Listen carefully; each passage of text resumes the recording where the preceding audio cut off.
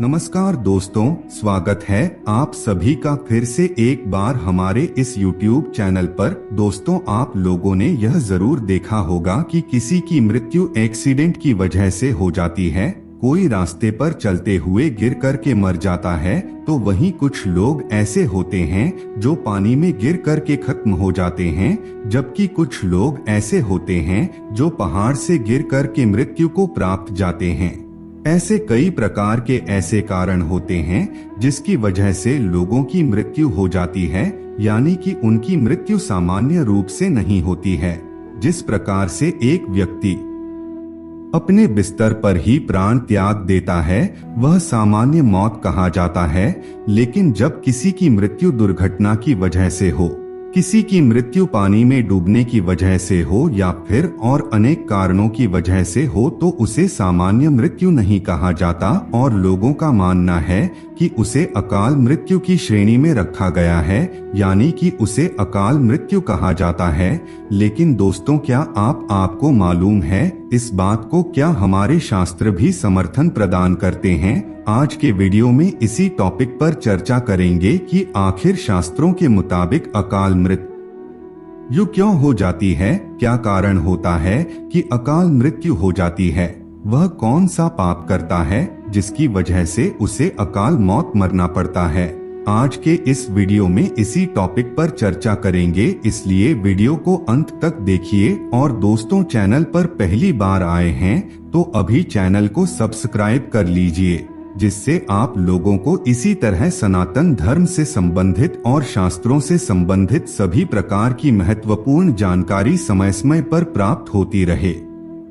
दोस्तों, जब किसी की मृत्यु एक्सीडेंट की वजह से हो जाती है तो लोग कहते हैं कि अगर वह व्यक्ति वहां नहीं गया होता तो उसका एक्सीडेंट नहीं हुआ होता और वह आज जिंदा होता।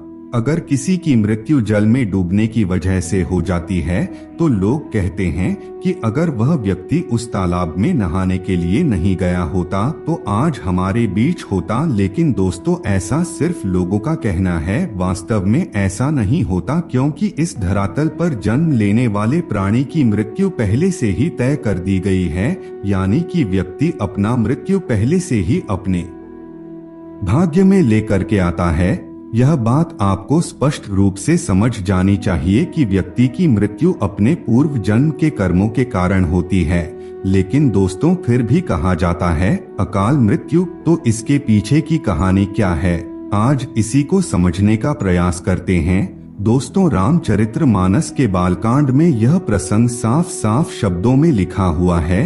एक उदाहरण के माध्यम से आपको समझाने का प्रयास करते हैं। एक राजा था जिसका नाम प्रताप भानु था।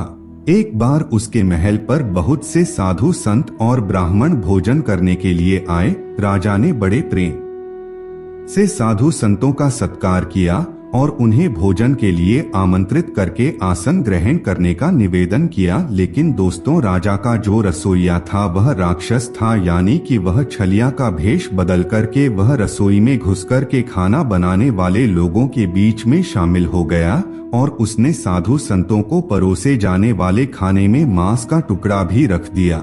जब उन साधु संतों और ब्राह्मणों ने अपने अपने थालियों में मांस का टुकड़ा देखा, वे सभी के सभी क्रोधित हो गए और उस राजा को श्राप दे डाला कि तू सदा के लिए राक्षस बन जा। तब राजा भानु विचार करते हैं कि अगर मैंने इन ब्राह्मणों को खाने पर नहीं बुलाया होता तो यह लोग मुझे श्राप नहीं देते और मैं राक्षस नहीं बनता, शायद मेरे ऊपर से यह बुरी घड़ी टल जाती। दोस्तों, वही राजा प्रताप भानु अगले जन्म में रावण बना। दोस्तों, रामचरितमानस में जो लिखा है, यानी कि भाग्य का लिखा नहीं मिटाया जा सकता, किसी भी प्रकार से भाग्य को बदला नहीं जा सकता। जिसकी मृत्यु जिस जगह पर, जिस तारीख को, जिस कारण से होगी वह पहले से ही निश्चित होती है, चाहे वह अपने घर के बिस्तर पर पड़े पड़े मरे या फिर किसी सड़क दुर्घटना के कारण उसकी मृत्यु होती है, या फिर किसी पहाड़ी से गिरकर के वह मर जाता है, या फिर किसी जल में डूबने की वजह से काल उसे अपने जाल में फंसा लेता है। चाहे कोई भी कारण क्यों ना हो, लेकिन दोस्तों, मृत्यु पहले से ही तय रहती है। इसलिए हमारे देश के साधु संतों का और हमारे प्राचीन समय के ऋषि मुनियों का यह कहना है कि मृत्यु में किसी अन्य व्यक्ति को शोक नहीं करना चाहिए, क्योंकि यह निश्चित है और सृष्टि का नियम है। फिर भी लोग कहते हैं कि उसकी अकाल मृत्यु हो गई। दोस्तों, और लोगों का यह भी मानना है कि अकाल मृत्यु होने पर उसे भटकना पड़ता है, और हमारे शास्त्र भी इसका समर्थन करते हैं कि यदि किसी व्यक्ति की मृत्यु उसके आयु से पहले हो जाती है तो उसका समय पूर्ण होने तक उसे इधर से उधर भटकना पड़ता है। दोस्तों, अगर कोई व्यक्ति पानी में डूब करके मर जाता है या फिर एक्सीडेंट होकर के मर जाता है या फिर किसी बीमारी की वजह से मर जाता है तो उसे अकाल मृत्यु की श्रेणी में नहीं रखा जा सकता, क्योंकि शास्त्र कहता है कि पहले से ही हर व्यक्ति की मृत्यु निश्चित होती है। लेकिन लोग कहते हैं अकाल मृत्यु, तो फिर यह अकाल मृत्यु क्या होती है? दोस्तों, अगर समय से पहले अनायास ही किसी भी प्रकार की मृत्यु हो जाए तो उसे अकाल मृत्यु कह सकते हैं। और हमारे पुराने जमाने के जो पूर्वज थे उनका कहना था कि 80 वर्ष से पहले अगर किसी की मृत्यु हो जाती है तो उसे अकाल मृत्यु की संज्ञा दी जाती है, और कहा जाता है कि जिसकी अकाल मृत्यु होती है वह प्रेत की योनि में जाता है। लेकिन दोस्तों, एक बात को यहाँ पर आपको समझने की आवश्यकता है। देखिए, स्वामी विवेकानंद के बारे में तो आप लोगों को मालूम होगा।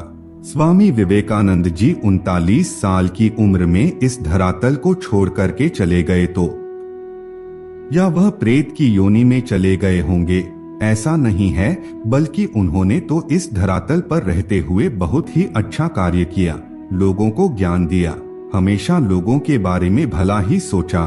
तो फिर कैसे प्रेत योनि में जा सकते हैं? ऐसे में आपको समझ जाना चाहिए कि हमारे पूर्वज जो कहते हैं वह बिल्कुल पूरी तरह से सार्थक नहीं कहा जा सकता।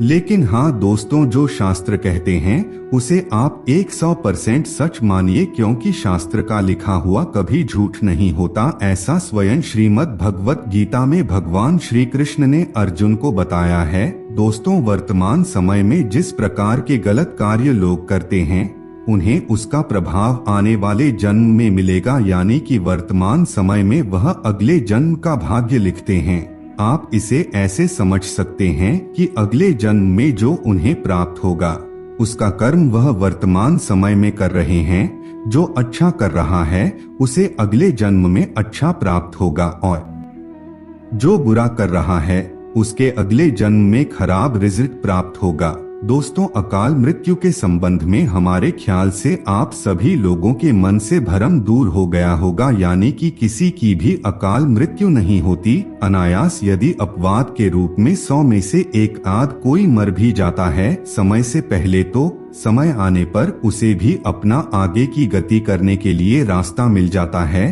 तो दोस्तों, आज के लिए बस इतना ही। हमें उम्मीद है जानकारी आपको पसंद आई होगी। फिर मिलते हैं एक नए और ताजा एपिसोड में। तब तक के लिए नमस्कार।